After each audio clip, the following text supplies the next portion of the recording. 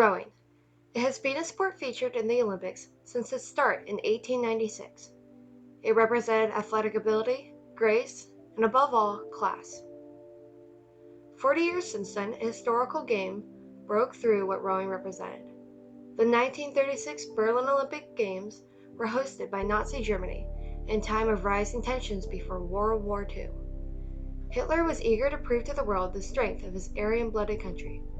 Figures like Jesse Owens, who broke through a racial barrier, and Leni Riefenstahl, who broke through a gender barrier, rose to overshadow Hitler's goals.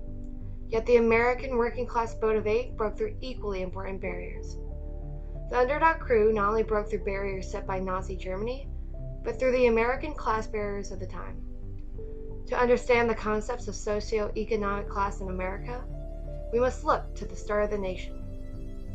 In the second paragraph of the Declaration of Independence, the famous quote states, "We hold these truths to be self-evident, that all men are created equal, and that they are endowed by the Creator with certain unalienable rights, that among those are life, liberty, and the pursuit of happiness."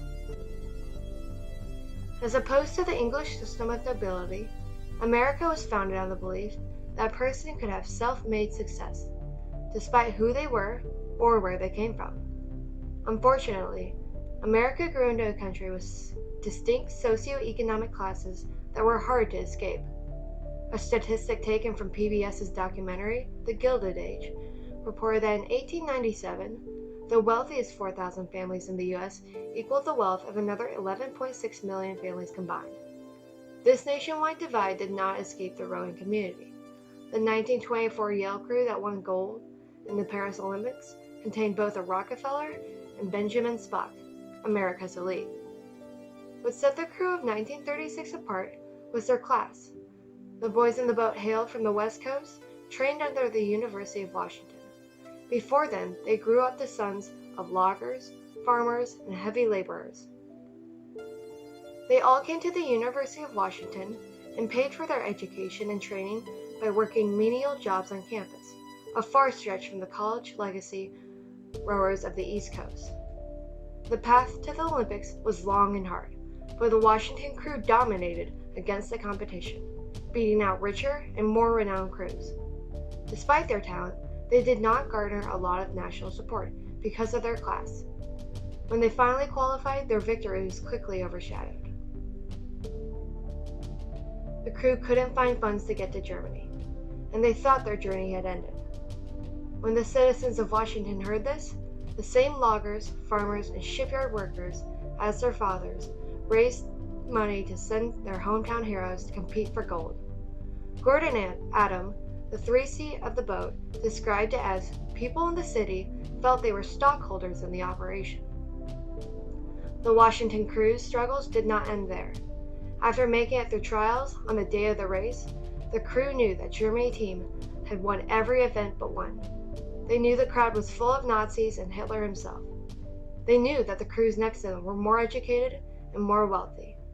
They knew that they had the worst, windiest lane on the course. However, above all this, they knew that they had worked hard and that their community had worked hard for their spot in these games. On August 14th, Robert Mock, Donald Hume, Joe Rance, George Hunt, James McMillan, John White, Gordon Adam, Charles Day, and Herbert Morris won gold. This small crew broke a lot of barriers at the Berlin Olympics. They broke through the winning streak of an elite German team. They also set a new Olympic record in the qualifying race. What they did for America was much bigger than that. Rowing, with its stereotypes of elitism and wealth, and the Ivy League crews were knocked down by them. The Washington crew proved that the ideas of which the United States were founded could still ring true, no matter an American system. Upbringing, wealth, or last name, they could make something of themselves. This applied not just to rowing, but the entire country, as the crew's unexpected victory helped inspire people to rise out of the Great Depression. No one could truly move boats or break barriers like the American rowers of 1936.